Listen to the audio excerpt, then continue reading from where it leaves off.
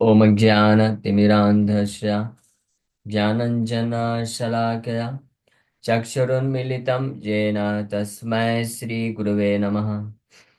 नमः विष्णुपादाय कृष्णप्रेष्ठाय भूतले श्रीमते भक्तिवेदान्तस्वामिनिति नामिने। नमस्ते सारस्वते देवे गौरवाणी प्रचारिणे निर्विशेषा शून्यवादी पाश्चात्यदेशतारिणे। नमो महावदन्याय कृष्णप्रेमप्रदायते कृष्णाय कृष्णचैतन्यनामने गौरतुसे नमः। जय श्री कृष्ण चैतन्य प्रभु नित्यानंदा श्री अद्वैत गदाधर श्रीवासादि गौर भक्त वृंदा। हरे कृष्णा कृष्णा कृष्णा हरे हरे, हरे राम राम राम हरे हरे। हरे कृष्णा। आप सभी भक्तों का हार्दिक स्वागत है। आज के प्रातःकालीन श्रीमद् भागवतम के चर्चा में। तो आज बहुत शुभ दिन भी है। वैसे तो वैष्णव कैलेंडर के अनुसार कल है दीपावली, लेकिन आज भी है। आज भी कई भक्त लोग मना रहे हैं। तो आप सभी को दीपावली की हार्दिक शुभकामनाएं। और दीपावली के इस पवित्र पावन दिवस पे हम सबको भगवान रामचंद्र भगवान कृष्ण से प्रार्थना करना चाहिए कि जिस प्रकार से भगवान रावण का वध करने के पश्चात अयोध्या वापस लौटे, अयोध्या वासियों को आनंद प्रदान करने के लिए, और अयोध्या वासी भगवान रामचंद्र के वापसी में अपनी प्रसन्नता को व्यक्त करते हैं ये दीपावली के रूप में।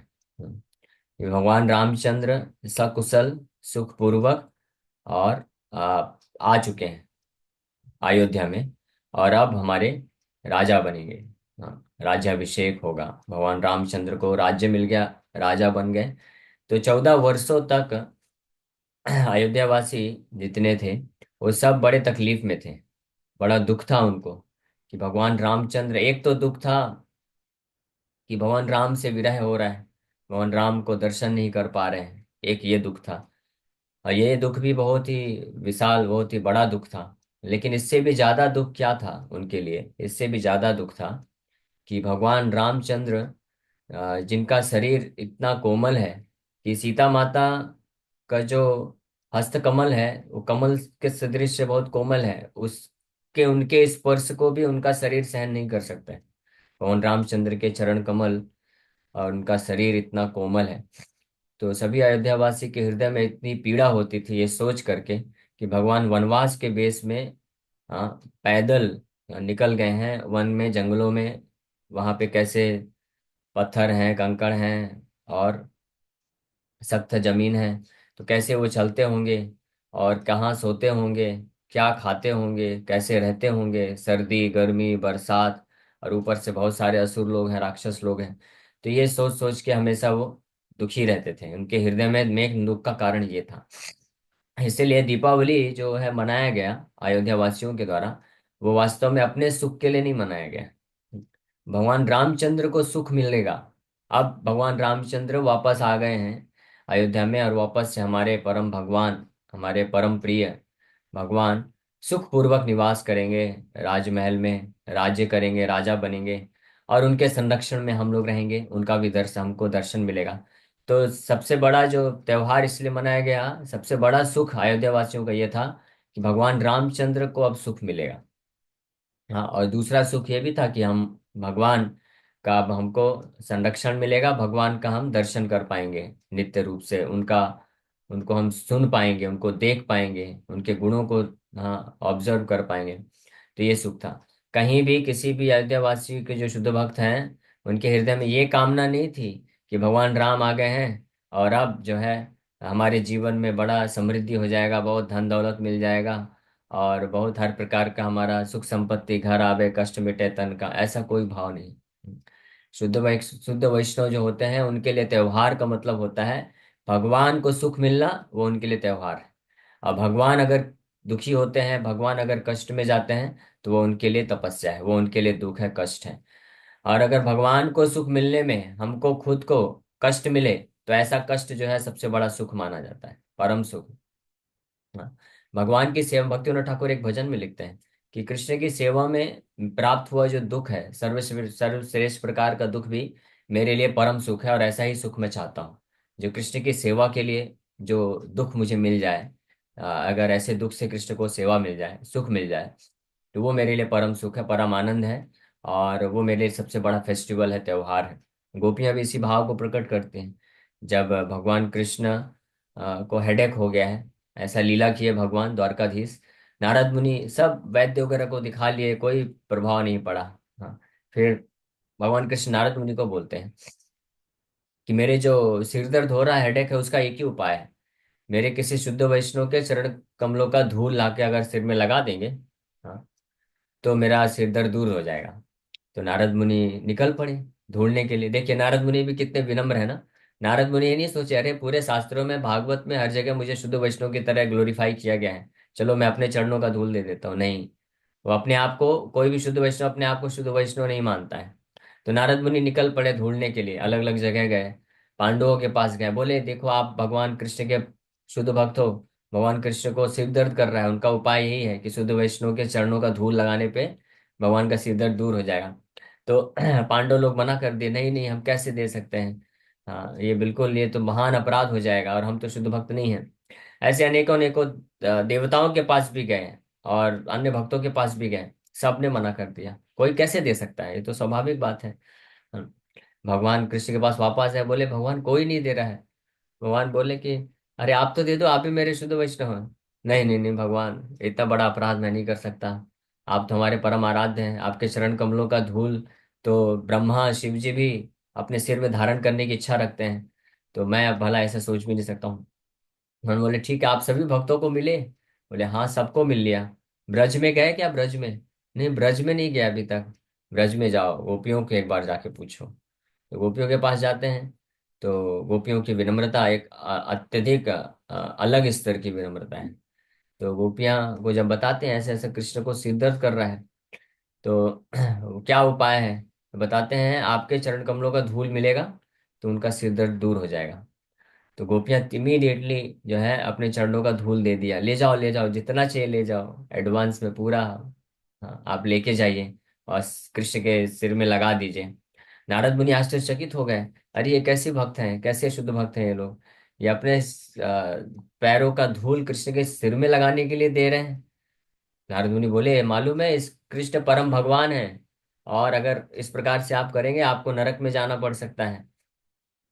गोपियां बोलती हैं कि अगर हमारे नरक में, सनातन रूप से नरक में जाकर के दुख कष्ट मिलने से कृष्ण के सिर का दर्द एक क्षण के लिए भी अगर दूर होता है, तो हम तैयार हैं इसके लिए। तो इसको बोलते हैं शुद्ध वैष्णव का भाव, कि वो अपने खुद के सुख के लिए चिंता नहीं करता है, खुद के सुख के लिए भगवान को प्रार्थना नहीं करता है, खुद के सुख और संपत्ति के लिए, ऐश्वर्य के लिए भगवान से, भगवान का पूजा नहीं करता है, फेस्टिवल नहीं मनाता है। तो हालांकि पूरे भारतवर्ष में, पूरे दुनिया में ही ज्यादातर लोग दीपावली मनाते हैं इस कामना के साथ कि हमारे जीवन में ऐश्वर्य आवे, धन संपत्ति आवे। स्पेशली कई लोग तो लक्ष्मी माता का पूजा करते हैं। दीपावली का अर्थ कई लोग केवल यही समझते हैं कि माता लक्ष्मी का पूजा है, और लक्ष्मी का पूजा करते हैं, और वो फोटो कैसा रहता है, अकेले लक्ष्मी माता खड़ी रहती हैं और उनके हाथ से सोने के सिक्के निकलते हैं, है ना। तो क्षमा करिएगा, पूजा कर सकते हैं, लेकिन ये क्या मेंटेलिटी है, यहाँ ये सही मेंटेलिटी नहीं। हालांकि भगवान बहुत दयालु है, देखिए भगवान की दया एक तरफ है, वो हमको उनकी दया का गलत फायदा नहीं उठाना चाहिए। भगवान इतने दयालु हैं कि भगवान के पास कोई जाता है इस कामना से भी कि भौतिक संपत्ति आवे, ऐश्वर्य आवे, तो भगवान उसके लिए भी कृपा करते हैं, चलो अच्छा बच्चा है, अच्छा है, कम से कम भौतिक सुख संपत्ति के लिए मेरे पास आ तो रहा है, धार्मिक है, उदार है। भगवान ऐसे लोगों को उदार बोलते हैं। उदार मतलब होता है मैग्नानिमस हार्ट, यानी जिसका हृदय बहुत विशाल है, बड़ा बड़ा, बड़े बड़े दिल का व्यक्ति है, भगवान ऐसा बोलते हैं। तो जिसका हृदय बहुत विशाल होता है, जिसका खुद का हृदय बड़ा उदार होता है, इसलिए वो हर किसी को उदार ही देखता है ना। लेकिन हमको मालूम है हम कितना उदार हैं, या हम या कितना उधार लेते हैं। तो भगवान का हृदय बड़ा विशाल है, तो भगवान ऐसे, भगवान के चरण कमलों में बारंबार प्रणाम है, जो कि उनके पास कोई आता है, पूजा करता है, भक्ति करता है, सेवा करता है, और कई बार पूजा भक्ति सेवा केवल दिखावटी करता है। चलो ठीक है, अगर किसी को धन संपत्ति ऐश्वर्य चाहिए, तो कम से कम हृदय से तो करे, प्रेम से करे, श्रद्धा पूर्वक करे, वो भी समझ में आता है। लेकिन कई लोग तो दिखावटी करते हैं केवल, साल भर कोई पूजा नहीं करेंगे। हाँ, लेकिन बस एक दिन, क्योंकि इस दिन है, तो इस दिन भगवान लक्ष्मी, वो भी लक्ष्मी माता, हाँ लक्ष्मी नारायण का साथ में करो, लेकिन लक्ष्मी का करते हैं। तो दिखावटी, बनावटी और क्या भी क्या, ऐसे इस प्रकार से कई लोग करते हैं। लेकिन भगवान कितने दयालु हैं, भगवान ऐसे लोगों के ऊपर भी कृपा कर देते हैं। और भगवान बोलते हैं देखो कितने अच्छे लोग हैं ये लोग, मेरे पास आ तो रहे हैं, मैं अयोध्या, लंका से अयोध्या वापस आया, देखो मेरे लिए कितना ये बेसब्री से इंतजार कर रहे हैं, अपने पूरे घर को दीप से जला दिया है, और पूजा कर रहे हैं, पटाखे फोड़ रहे हैं, फेस्टिवल कर रहे हैं। अब वो जो व्यक्ति कर रहा है उसी को मालूम है क्यों कर रहा है। उसमें से कई लोगों को तो पता भी नहीं रहता है, आप पूछिएगा कई लोगों को कि दीपावली क्यों सेलिब्रेट कर रहे हैं, ज्यादातर लोग केवल इतना ही बताएंगे भगवान रामचंद्र आए अयोध्या इसलिए सेलिब्रेट कर रहे हैं। लेकिन इसके पीछे क्या भाव है ये नहीं जानते, और कई लोग तो ये भी नहीं जानते हैं। कई लोग तो बस इतना ही बोलेंगे कि हाँ ये सेलिब्रेशन है, मजे का, आनंद का त्योहार है, एक दूसरे से मिलने, एकता का त्योहार है, ऐसा बोलते हैं। तो ये सब जो है, ये सब बाई प्रोडक्ट है, ये सब होता है ठीक है, कि आनंद होता है, एकता होती है, सब लोग भाई बंधु सगे संबंधी लोग मिलते हैं आपस में, एकता का त्योहार। लेकिन ये एकता का त्योहार नहीं है, ये राम जी का त्योहार है, राम जी का त्योहार है, ये स्पष्ट जानना चाहिए। हाँ, एकता का त्योहार तब है, एकता का त्योहार है यस, लेकिन भगवान राम के साथ एकता का त्योहार है, भगवान राम को अपने हृदय में धारण करने का त्योहार है। तो ये इसेंस को, सार को कभी नहीं भूलना चाहिए, उद्देश्य को कभी नहीं भूलना चाहिए, कि हम दीपावली क्यों सेलिब्रेट कर रहे हैं, क्या उद्देश्य है, हाँ, भाव क्या होना चाहिए। हाँ, तो इसलिए इसलिए पूजा करिए, अच्छी बात है, कोई दिक्कत नहीं है। और कामना भी है, हम सब अभी उतने शुद्ध वैष्णव नहीं है, हमारे हृदय में कामना तो रहती ही है कि सब कुछ अच्छा अच्छा हो संसार में। लेकिन इसको थोड़ा सा आप डोवटेल करिए भगवान के साथ, मतलब आप ये कामना करिए कि हे भगवान, ठीक है आप आइए हमारे घर में, और आपकी कृपा से पूरा ऐश्वर्य सुख संपत्ति रहे, ताकि हम सब परिवार वाले मिल करके आपकी शुद्ध भक्ति में आगे बढ़ सकें। इस प्रकार की प्रार्थना से करते हुए भी अगर कोई पूजा करता है, सेलिब्रेट करता है दिवाली, तो भी वेल एंड गुड, अच्छी बात है। क्योंकि उद्देश्य, अल्टीमेटली उद्देश्य है भगवान की भक्ति में आगे बढ़ने का। लेकिन हमको हाईएस्ट जो जो सर्वश्रेष्ठ है भाव है, वो भी पता होना चाहिए कि सर्वश्रेष्ठ भाव क्या है। कि हम भगवान के मंगल कामना, भगवान का मंगल तो कौन कर सकता है वैसे तो, भगवान तो सबका मंगल करते हैं, इसमें कोई संशय नहीं है। लेकिन जो शुद्ध वैष्णव होते हैं, अयोध्या वासी हैं, ब्रजवासी हैं, तो उनका भाव क्या है, वो भगवान के सुख के लिए तत्पर है, भगवान को सुख मिले, भगवान को सेवा मिले, इसके लिए वो तत्पर होते हैं, इसलिए वो स्वागत करते हैं भगवान प्रसन्नता पूर्वक। तो ये है दीपावली सेलिब्रेट करने के पीछे भाव। और कृपा करके आप पूजा करिए, लक्ष्मी नारायण का साथ में पूजा करिए, भगवान नारायण, सीताराम का, राधा कृष्ण का, लक्ष्मी नारायण का, लक्ष्मी नरसिंह भगवान का साथ में पूजा करिए। केवल माता लक्ष्मी बस को रिश्वत देने का प्रयास मत करिए, अच्छी बात नहीं है। क्योंकि माता लक्ष्मी, उनका नाम ही है चंचला, वो कहीं नहीं टिकने वाली है, केवल और केवल नारायण के चरण कमलों का ही उनका एकमात्र आश्रय है, स्थान है। तो केवल नारायण भगवान राम का ही सेवा करती हैं वो। तो इसलिए उनकी कृपा को हम प्राप्त कर लेंगे अगर हम भगवान रामचंद्र, भगवान नारायण को पूजा करते हैं, उनको सेवा करते हैं। और माता लक्ष्मी सौभाग्य की देवी हैं, तो सौभाग्य लेके आती हैं, लेकिन वो सौभाग्य किसके लिए है, वो कृष्ण है उनके अधिकारी सौभाग्य के। माता लक्ष्मी के पास जो भी सौभाग्य है, ऐश्वर्य है, जो कुछ भी है उनका, वो केवल कृष्ण के सेवा के लिए है। और भक्त लोग उस ऐश्वर्य को, सौभाग्य को इस्तेमाल कर सकते हैं, प्राप्त कर सकते हैं माता लक्ष्मी की कृपा से, अगर जो भक्त कृष्ण का सेवा करने के लिए तत्पर है। क्योंकि माता लक्ष्मी कृष्ण की शक्ति है, भगवान की शक्ति है। और भगवान की शक्ति भगवान की सेवा के लिए होती है।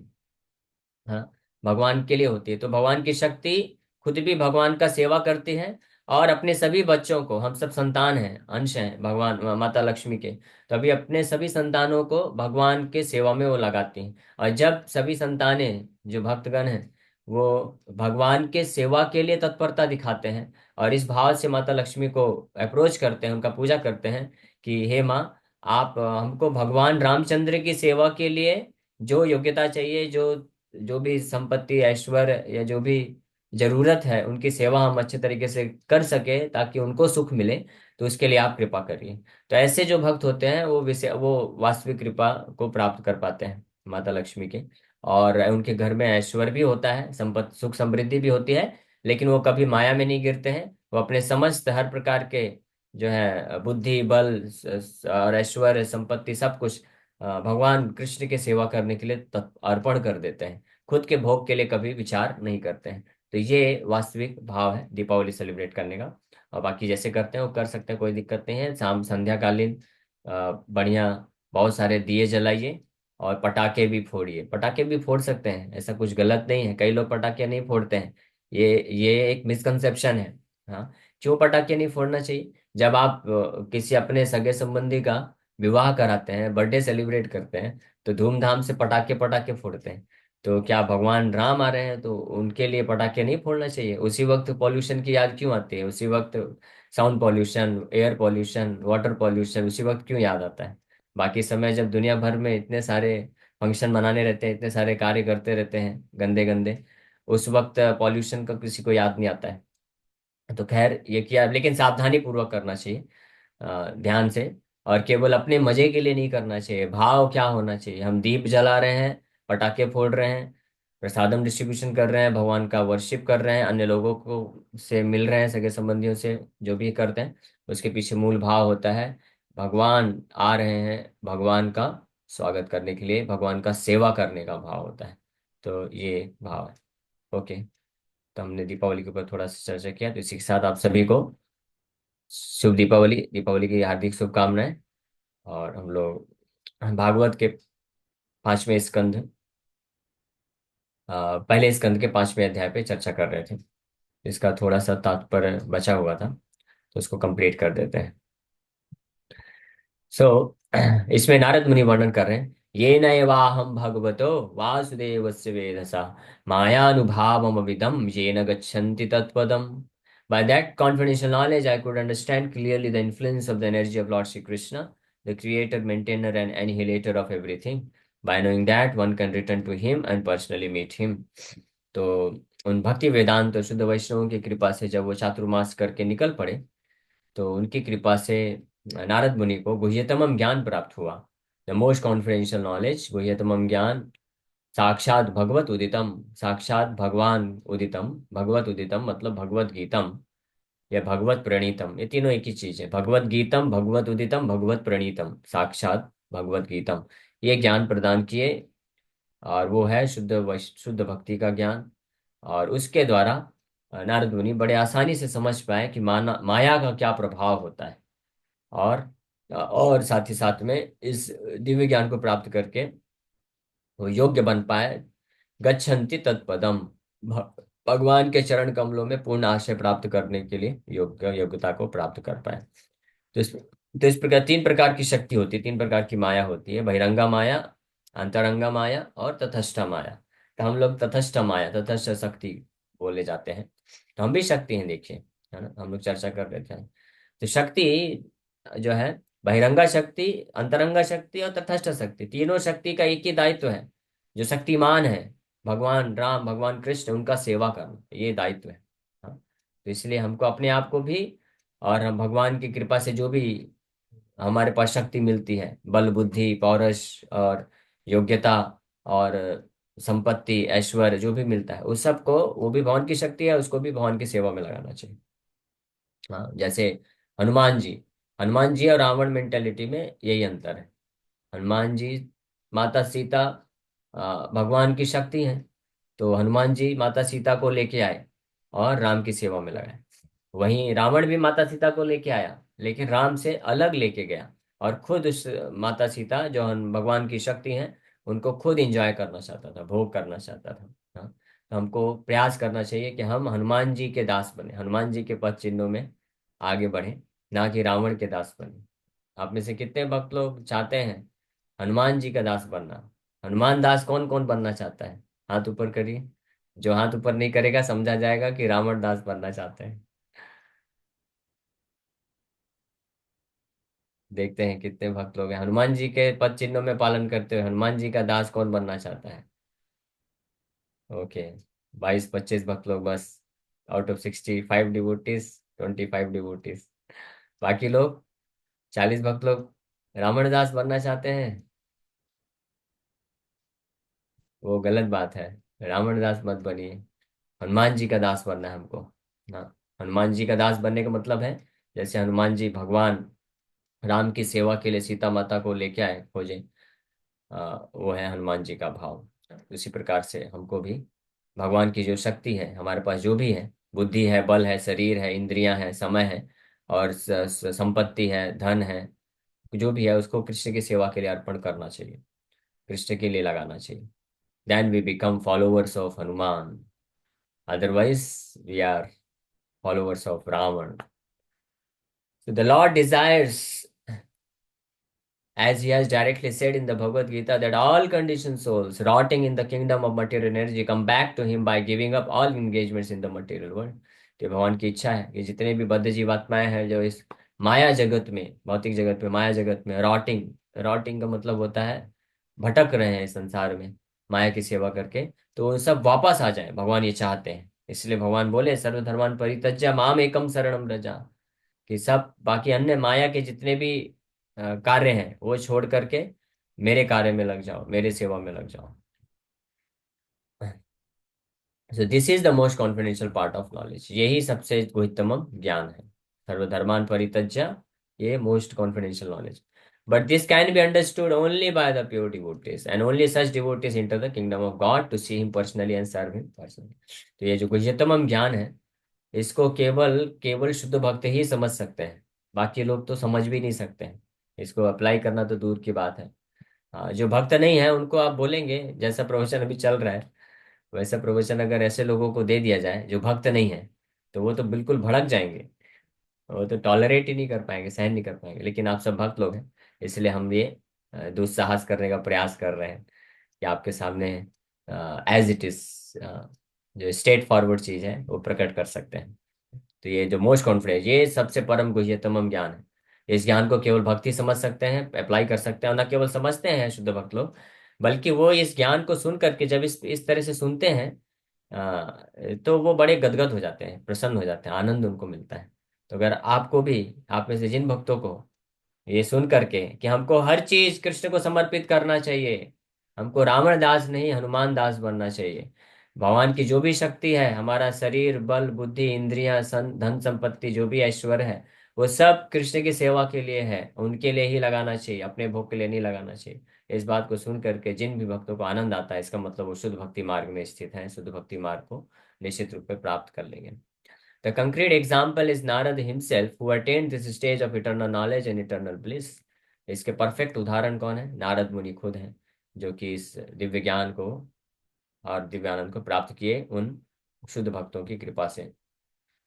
And the ways and means are open to all, provided one agrees to follow in the footsteps of Sri Narad Muni।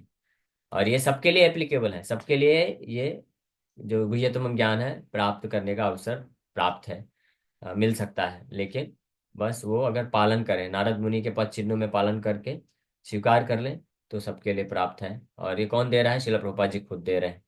हाँ, ये गुह्यतम ज्ञान जो नारद मुनि को जो मिला, वो यहाँ पे प्रभुपाद जी हमको हमारे ऊपर कृपा करके दे रहे हैं। According to Shruti, the Supreme Lord has unlimited energies without effort by him, and these are described under three principal headings as above mentioned। तो इस प्रकार से इस श्लोक में ये चर्चा हुई कि कैसे गुह्यतम ज्ञान को प्राप्त करने के पश्चात नारद मुनि बालक हैं अभी, लेकिन फिर भी माया के प्रभाव को भली भांति समझ गए, और उसको, उस ज्ञान के ऊपर स्थित होकर के जब वो भक्ति किए, तो उससे गच्छन्ति तत्पदम, भगवान के चरण कमलों के पूर्ण रूप से आश्रय को प्राप्त कर लेते हैं। तो इसी के साथ यहीं पे विराम करते हैं। Thank you very much. आप सब लोग हाथ नीचे कर लीजिए जिनके हाथ ऊपर हैं, और अगर किसी भक्त का कोई प्रश्न है तो वो भक्त हाथ ऊपर कर सकते हैं। हरे कृष्णा हरे कृष्णा, कृष्णा कृष्णा हरे हरे, हरे राम राम राम हरे। यस, राम, यस माता जी। प्रभु जी, जैसे एक चीज में डाउट सा आता है कभी कभी कि जैसे हम लोग घर गृहस्थी में हैं और बहुत सारी हाँ, चीजें हम लोग को फॉलो करनी पड़ती है, और एक तरफ हम लोग पूरी भक्ति भी कर रहे हैं और वैष्णव सिद्धांत है जो उनका पालन करने की कोशिश करते हैं। तो क्या हम लोग को कर्मकांड करना चाहिए कि जैसे मन नहीं करता करने का तो कि नहीं करना चाहिए? तो कर्मकांड करने की कोई आवश्यकता नहीं है उन भक्तों को जो पूर्ण रूप से कृष्ण को स्वीकार कर लेते हैं, कृष्ण को समर्पित करते हैं। लेकिन हमारी जो भक्ति में जो कार्य है, सेवा है, उसमें विघ्न ना आए लौकिक दृष्टिकोण से, तो उसके लिए जो भक्त होते हैं कभी कभी औपचारिक रूप से बस कर देते हैं कुछ काम चलाओ करने के लिए। नहीं तो क्या है, देश समाज में लोगों का इतना बुद्धि नहीं खुला है कि वो लोग समझ सके कि ये वैष्णव है, अब इन्होंने ये तो कृष्ण का नाम निरंतर जप कर रहे हैं, सेवा कर रहे हैं, तो इनको करने की आवश्यकता नहीं है। तो वो उनका बुद्धि इतना नहीं काम करता है। तो वो लोग अननेसेसरी क्रिटिसाइज करेंगे, निंदा करेंगे, उससे उनका भी नुकसान होगा और आपको भी बाधा उत्पन्न हो सकती है। तो जहाँ यथासंभव जितना है औपचारिक रूप से कर देना चाहिए, ताकि हमारी भगवान कृष्ण के जो भक्ति है सेवा कार्य में कुछ विघ्न न उत्पन्न हो। ठीक है। ओके। यस। हरे कृष्ण प्रभु जी। हरे कृष्णा। अभी घर में है, क्या भी बोले तो चुप रहने के क्या प्रभु जी? बोले तो तुम बोले अपराध लगता है ना, वो क्या? जवाब नहीं देंगे, क्या बात है, क्या भी बोले तो गाली दिए तो चुप बैठने का बोले। नहीं, ऐसा तो प्रभु जी कुछ नहीं किसी बोला। नहीं नहीं, प्रभु जी वो बोल रहे हैं कि हम लोग को किसी मतलब सामने वाले ने कुछ भी बोला तो हम लोग को चुप बैठने का एज अ भक्त, वो पूछ रहे हैं मतलब मेरे हिसाब से। हाँ, मेन चीज क्या एज अ है, भक्त चुप रहना। वैष्णव। चुप रहना या उनको जवाब देना ये महत्वपूर्ण नहीं है। हम इससे आसक्त नहीं है कि हमको लड़ाई करना चाहिए या शांत रह जाना चाहिए। ये इससे हमको कोई लेना देना नहीं। हमको लेना देना है कृष्ण की सेवा, कृष्ण की भक्ति में आगे बढ़ने के लिए जो करने से हम कृष्ण की सेवा में भक्ति में आगे बढ़ सकते हैं वो करना चाहिए। अगर कहीं पे ज्यादातर जगह पे वास्तव में त्रिणादपि शून्य चेना प्रिंसिपल काम करता है ज्यादातर जगह में, क्योंकि ज्यादातर लोग जिनके पास ज्ञान नहीं है भक्ति का, तो उनके साथ तर्क वितर्क और लड़ाई करने का कोई फायदा नहीं होता है, फालतू समय व्यर्थ जाता है। इसलिए उस स्थानों में चुप हो जाना चाहिए और अपना चुपचाप जो है भक्ति सेवा कार्य कर्तव्य कर का पालन करते रहना चाहिए। लेकिन कभी कभी प्रचार के समय पे जब हम प्रचार करते हैं तो सिद्धांत को स्थापित करने के लिए कई बार हमको लोगों के साथ तर्क वितर्क भी करने की आवश्यकता पड़ सकती है कृष्ण भक्ति को स्थापित करने के लिए। तो उस वक्त किया जा सकता है, उस वक्त चुप रहने की आवश्यकता नहीं है। ओके। हाँ। यस, आरती माता जी। कृष्ण प्रभु धन्यवाद। तो ये यस। यार जैसे आपने आपने बताया कि भगवान राम की आज की वो पूजा वो करनी चाहिए, लेकिन यहाँ सब लोग गणेश लक्ष्मी जी की पूजा करते हैं, तो ऐसा क्यों? तो वही तो बताया मैं, क्योंकि लोगों को क्या चाहिए, लोगों को राम का सेवा नहीं चाहिए, राम के सुख से। क्षमा करिएगा, मैं थोड़ा स्ट्रेट फॉरवर्ड बोल दे रहा हूँ, लेकिन वैसे नहीं बोलना चाहिए, अभी क्या करें, आपने प्रश्न ही ऐसा पूछ लिया है। हाँ, मेरे को तो खुद पर्सनली बहुत ये बुरा लगता है देख करके कि लोग लक्ष्मी का पूजा करते हैं, गणपति का पूजा करते हैं, कार्तिकेय का करते हैं, लेकिन जो मुख्य जिनके लिए दीपावली सेलिब्रेट करना है भगवान राम के लिए, भगवान राम नारायण का, भगवान कृष्ण का नहीं करते हैं। जबकि लक्ष्मी, गणेश और कार्तिकेय ये तीनों जो है भगवान के शुद्ध भक्त हैं। ये आपका कोई ऑफरिंग स्वीकार भी नहीं करेंगे बिना राम के। हाँ, तो इसलिए भक्तों को कम से कम ऐसा नहीं करना चाहिए। आप करिए, लक्ष्मी का भी पूजा करिए, मैं इसलिए बताया भी। ठीक है, हम अभी उतने शुद्ध भक्ति के स्तर पे नहीं है कि हम केवल भगवान के सुख के लिए ही अपने आप को हर प्रकार के दुख देने के लिए तैयार हो जाएं। हमको दुख नहीं देना है। हालांकि जो शुद्ध भक्त भगवान की सेवा के लिए तत्पर होता है वो हमेशा दिव्य आनंद में रहता है, भगवान पर्सनली उसका व्यक्तिगत रूप से हमेशा प्रोटेक्शन करते हैं, सुरक्षा करते हैं, उसके जीवन में कभी कोई कमी नहीं होने देते हैं। लेकिन भक्त का भाव ये रहता है कि हम भगवान के लिए सब कुछ करेंगे, हम भगवान से क्यों ले, हम कुछ अपने लिए नहीं लेंगे, हम कृष्ण को सब कुछ देंगे। ये भक्त का भाव होता है। लेकिन ठीक है, आपको करना है आप करिए, लक्ष्मी का भी पूजा करिए, लेकिन साथ में करिए, अकेले मत करिए। नारायण के साथ करिए, राम जी के साथ करिए। और मुख्य भाव ये रखिए कि हम हे माता लक्ष्मी, हम भगवान राम की सेवा में आगे बढ़ सके, इसके लिए आप कृपा करिए। ठीक है। तो पूरा दुनिया में पूरे 99% लोग गलत कर रहे हैं, तो इसका मतलब ये नहीं होता है कि हम भी गलत करना चालू कर देंगे। हाँ, क्योंकि ज्यादातर कलयुग की परिस्थिति दुर्दशा ऐसी है, ज्यादातर लोगों को ज्ञान नहीं है। और अगर ज्ञान है भी तो भौतिक काम वासना से प्रेरित होकर के वो केवल वही चीज करना चाहते हैं जिससे उनको लाभ मिल सके, उनको इंद्रिय तृप्ति की चीजें मिल सके, जो कि हम लोग सपोर्ट नहीं कर सकते। ठीक है। ओके। हरे कृष्ण प्रभु जी धन्यवाद। प्रभु जी जैसे जैसे ये बात तो हम समझ गए, लेकिन हम घर परिवार वालों को कैसे समझाएं? नहीं वो चीज नहीं, हमको घर परिवार वालों को आप मत समझाइए, क्योंकि वो समझेंगे नहीं, धीरे धीरे समय लगेगा।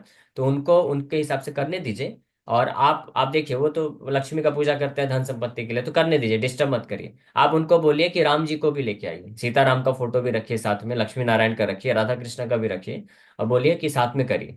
तो मेरे ख्याल से कोई ऑब्जेक्शन नहीं करेगा, तो वो चलेगा, है ना। लेकिन हम जो अभी चर्चा किए हैं वो भक्तों के लिए किए हैं, स्पेशली भक्त लोगों का हृदय में क्या भाव होना चाहिए, आपके हृदय के भाव तो आप शुद्ध रखिए। अभी जो भक्त नहीं है हम उनसे आशा नहीं कर सकते ना, तो उनको हमको रोकना भी नहीं चाहिए, कम से कम वो कुछ तो कर रहे हैं, कर तो रहे हैं ना।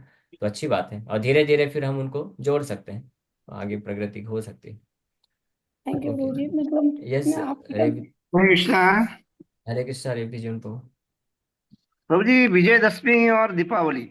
विजयदशमी के दिन कोई लोग माता की पूजा करते हैं, कोई शस्त्र की पूजा करते हैं, तो वो इन दीपावली का और दशहरे का क्या कनेक्शन है प्रभु?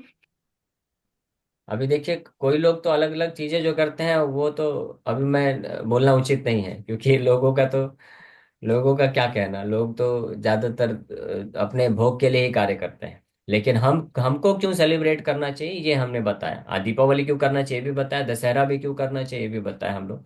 दशहरा में भगवान रामचंद्र विजय प्राप्त किए हैं, और जो अनर्थ पर्सोनिफाइड है, हाँ, अनर्थों के असुर, हाँ, रावण असुर जो सीता माता को भोग करना चाहता था, उसका वध हुआ है। तो भक्त लोग प्रसन्नता पूर्वक कि भगवान के भक्ति की और सेवा की विजय हुई है। और जो भगवान और भगवान की शक्ति को भोग करना चाहने की प्रवृत्ति रखते हैं, ऐसे असुर का वध हुआ है। तो उसी प्रकार से विजयदशमी हम मनाते हैं। हम भगवान को प्रार्थना करते हैं कि हमारे हृदय में भी रावण है, बैठा हुआ है। तो ये रावण मतलब भगवान की शक्ति को भोग करने की प्रवृत्ति।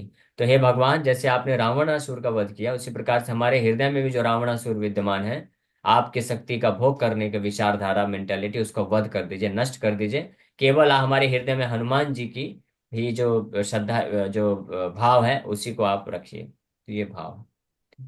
ओके। यस मुकेश प्रभु जी। हरे कृष्ण प्रभु जी। हरे कृष्ण। प्रभु जी, हम देख रहे हैं कि लास्ट 5 5 या 6 सेशन से यही मतलब गुह्य ज्ञान, इसके बाद गुह्यतर और गुह्यतम ज्ञान, राइट? वही हम हाँ। डिस्कशन कर रहे हैं और काफी इम्पोर्टेंट भी है। तो मैं ये पूछना चाहता था कि ये जो गुरु शिष्य की परंपरा से ये नॉलेज आया है, राइट? तो यस। उसके तो सर, पहले प्रेम से। और लास्ट में कौन है अभी? सबसे पहले भगवान कृष्ण है, साक्षात भगवत उदितम, जैसे इस श्लोक में बताया गया है कि ये जो गुह्यतम ज्ञान है, ये डायरेक्ट भगवान के द्वारा प्रदान किया जाता है। और उसके बाद फिर भगवान के शुद्ध वैष्णव की परंपरा में ये ज्ञान स्थानांतरित प्रदान किया जाता है। और इसका लास्ट नहीं है, अंत कोई नहीं है, ये निरंतर सनातन, इसलिए सनातन धर्म में सनातन ज्ञान बोलते हैं। ये हमेशा चलता रहता है। बीच बीच में कभी जो गुरु शिष्य परंपरा है उसमें कभी रुकावट आ जाती है, तो भगवान वापस से आकर के उसी ज्ञान को वापस से स्थापित कर देते हैं, जैसे 5,000 साल पहले अर्जुन को बोल करके पुनः स्थापित किया इस गुह्यतम ज्ञान को। और प्रभु जी, ये सुप्रीम नॉलेज है। तो आजकल यस। काफी सारा जो नॉलेज है, तो किसी के पास राइट नॉलेज नहीं है। तो इसके लिए ही ये प्रचार प्रसार जरूरी है, राइट? यस क्योंकि राइट। हाँ, क्योंकि किसी को समझ में नहीं आएगा अगर ये राइट नॉलेज उसके हाथ में नहीं आएगा। हाँ यस, बिल्कुल आप बहुत सही पकड़े हैं। इसीलिए हम लोग जो है बुक डिस्ट्रीब्यूशन का पूरा प्लान कर रहे हैं, कैसे कैसे लोगों तक ये भगवत गीता पहुंचाना है, ताकि लोग समझे सुने, फिर धीरे धीरे जो इंटरेस्ट होंगे उनको जोड़िए भी, क्लासेस में भी जोड़िए, वो प्रोग्राम भी अटेंड करेंगे। ओके। कृष्णा तो प्रभु जी, वो कल का एक बार अनाउंसमेंट फिर से कर लीजिए ना, हाँ 2 तारीख हाँ। का। ओके आपने ओके। बुक डिस्ट्रीब्यूशन बोला इसलिए बोला। Yes yes. तो 2 तारीख को है, आज तो 31 है, कल परसों। तो 2 तारीख को गोवर्धन पूजा है मंदिर में, इस्कॉन जू मंदिर में। तो स्पेशली मुंबई के भक्त लोग से रिक्वेस्ट है कि आप लोग आइए, फेस्टिवल भी अटेंड करिए।